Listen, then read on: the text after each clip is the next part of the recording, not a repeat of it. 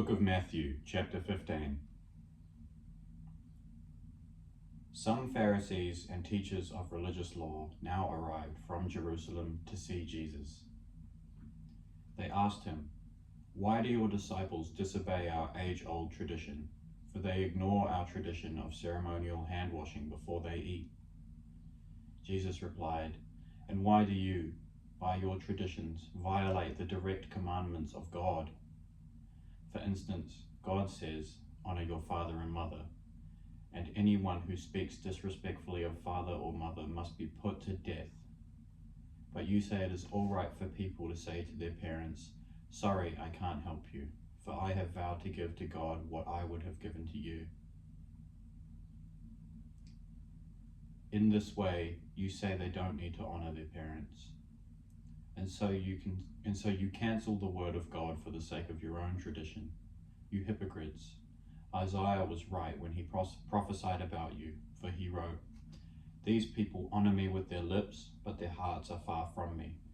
Their worship is a farce, for they teach man-made ideas as commands from God.'"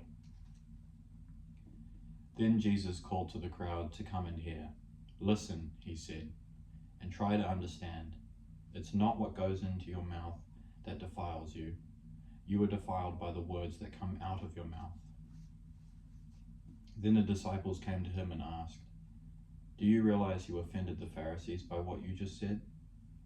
Jesus replied, "Every plant not planted by my heavenly Father will be uprooted, so ignore them.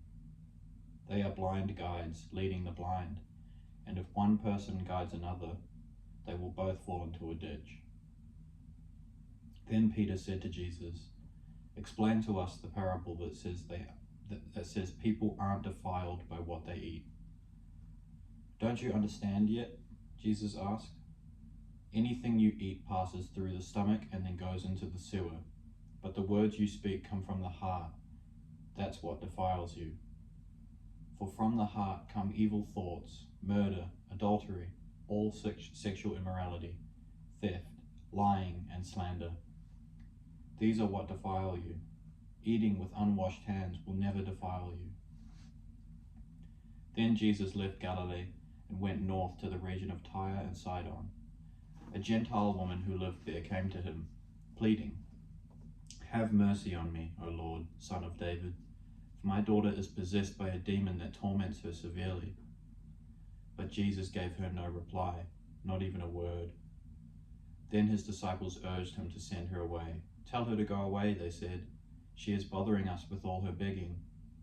Then Jesus said to the woman, "I was sent only to help God's lost sheep, the people of Israel." But she came and worshipped him, pleading again, "Lord, help me." Jesus responded, "It isn't right to take food from the children and throw it to the dogs." She replied, "That's true, Lord, but even dogs are allowed to eat the scraps that fall beneath their master's table." "Dear woman," Jesus said to her, "your faith is great. Your request is granted." And her daughter was instantly healed. Jesus returned to the Sea of Galilee and climbed a hill and sat down. A vast crowd brought to him people who were lame, blind, crippled, those who couldn't speak, and many others. They laid them before Jesus, and he healed them all. The crowd was amazed. Those who hadn't been able to speak were talking. The crippled were made well, the lame were walking, and the blind could see again, and they praised the God of Israel. Then Jesus called his disciples and told them, "I feel sorry for these people. They have been here with me for 3 days, and they have nothing left to eat. I don't want to send them away hungry, or they will faint along the way." The disciples replied, "Where would we get enough food here in the wilderness for such a huge crowd?" Jesus asked, "How much bread do you have?" They replied, 7 loaves and a few small fish." So Jesus told all the people to sit down on the ground. Then he took the 7 loaves and the fish, thanked God for them, and broke them into pieces. He gave them to the disciples, who distributed the food to the crowd. They all ate as much as they wanted. Afterward, the disciples picked up 7 large baskets of leftover food. There were 4,000 men who were fed that day. in addition to all the women and children. Then Jesus sent the people home, and he got into a boat and crossed over to the region of Magadan. One day, the Pharisees and the Sadducees came to test Jesus, demanding that he show them a miraculous sign from heaven to prove his authority. He replied, "You know the saying, red sky at night means fair weather tomorrow. Red sky in the morning means foul weather all day. You know how to interpret the weather signs in the sky, but you don't know how to interpret the sign of the times. Only an evil, adulterous generation would demand a miraculous sign. But the only sign I will give them is the sign of the prophet Jonah." Then Jesus left them and went away. Later, after they crossed to the other side of the lake, the disciples discovered that they had forgotten to bring any bread. "Watch out," Jesus warned them. "Beware of the yeast of the Pharisees and the Sadducees." At this, they began to argue with each other because they hadn't brought any bread. Jesus knew what they were saying, so he said, "You have so little faith. Why are you arguing with each other about having no bread? Don't you understand even yet? Don't you remember the 5,000 I fed with 5 loaves? And the baskets of leftovers you picked up? Or the 4,000 I fed with 7 loaves, and the large baskets of leftovers you picked up? Why can't you understand that I'm not talking about bread? So again I say, beware of the yeast of the Pharisees and Sadducees." Then, at last, they understood that he wasn't speaking about the yeast and bread, but about the deceptive teaching of the Pharisees and Sadducees. When Jesus came to the region of Caesarea Philippi, he asked his disciples, "Who do people say that the Son of Man is?" "Well," they replied, "some say John the Baptist, some say Elijah, and others say Jeremiah or one of the other prophets." Then he asked, "But who do you say I am?" Simon Peter answered, "You are the Messiah, the Son of the living God." Jesus replied, "You are blessed, Simon, son of John, because my Father in heaven has revealed this to you. You did not learn this from any human being. Now I say to you that you are Peter, which means rock, and upon this rock I will build my church, and all the powers of hell will not conquer it. And I will give you the keys of the kingdom of heaven. Whatever you forbid on earth will be forbidden in heaven, and whatever you permit on earth will be permitted in heaven." Then he sternly warned the disciples not to tell anyone that he was the Messiah. From then on, Jesus began to tell his disciples plainly that it was necessary for him to go to Jerusalem, and that he would suffer many terrible things at the hands of the elders, the leading priests, and the teachers of religious law. He would be killed, but on the 3rd day he would be raised from the dead. But Peter took him aside and began to reprimand him for saying such things. "Heaven forbid, Lord," he said. "This will never happen to you." Jesus turned to Peter and said, "Get away from me, Satan. You are a dangerous trap to me. You are seeing things merely from a human point of view, not from God's." Then Jesus said to his disciples, "If any of you wants to be my follower, you must turn from your selfish ways, take up your cross, and follow me. If you try to hang on to your life, you will lose it. But if you give up your life for my sake, you will save it. And what do you benefit if you gain the whole world but lose your own soul? Is anything worth more than your soul? For the Son of Man will come with his angels in the glory of his Father, and will judge all people according to their deeds. And I tell you the truth, some standing here right now will not die before they see the Son of Man coming in his kingdom."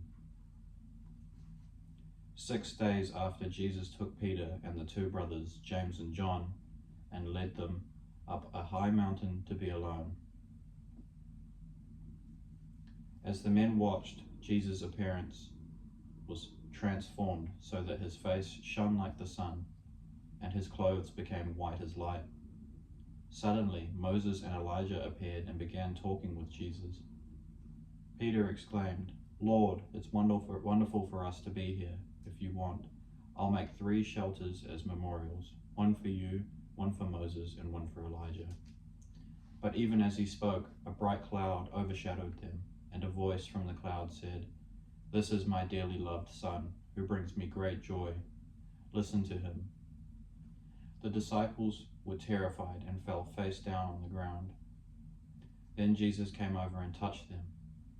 "Get up," he said. "Don't be afraid." And when they looked up, Moses and Elijah were gone, and they saw only Jesus. As they went back down the mountain, Jesus commanded them, "Don't tell anyone what you have seen until the Son of Man has been raised from the dead." Then his disciples asked him, "Why do the teachers of religious law insist that Elijah must return before the Messiah comes?" Jesus replied, "Elijah is indeed coming first to get everything ready. But I tell you, Elijah has already come, but he wasn't recognized, and they chose to abuse him. And in the same way, they will also make the Son of Man suffer." Then the disciples realized he was talking about John the Baptist. At the foot of the mountain, a large crowd was waiting for them. A man came and knelt before Jesus and said, "Lord, have mercy on my son. He has seizures and suffers terribly. He often falls into the fire or into the water. So I brought him to your disciples, but they couldn't heal him." Jesus said, "You faithless and corrupt people. How long must I be with you? How long must I put up with you? Bring the boy here to me." Then Jesus rebuked the demon in the boy, and it left him. From that moment the boy was well. After, the disciples asked Jesus privately, "Why couldn't we cast out that demon?"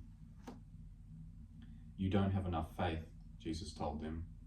"I tell you the truth, if you had faith even as small as a mustard seed, you could say to this mountain, 'Move from here to there,' and it would move. Nothing would be impossible." After they gathered again in Galilee, Jesus told them, "The Son of Man is going to be betrayed into the hands of his enemies. He will be killed, but on the 3rd day he will be raised from the dead." And the disciples were filled with grief. On their arrival in Capernaum, the collectors of the temple tax came to Peter and asked him, "Doesn't your teacher pay the temple tax?" "Yes, he does," Peter replied. Then he went into the house. But before he had a chance to speak, Jesus asked him, "What do you think, Peter? Do kings tax their own people, or the people they have conquered?" "They tax the people they have conquered," Peter replied. "Well then," Jesus said, "the citizens are free. However, we don't want to offend them, so go down to the lake and throw in a line. Open the mouth of the first fish you catch, and you will find a large silver coin.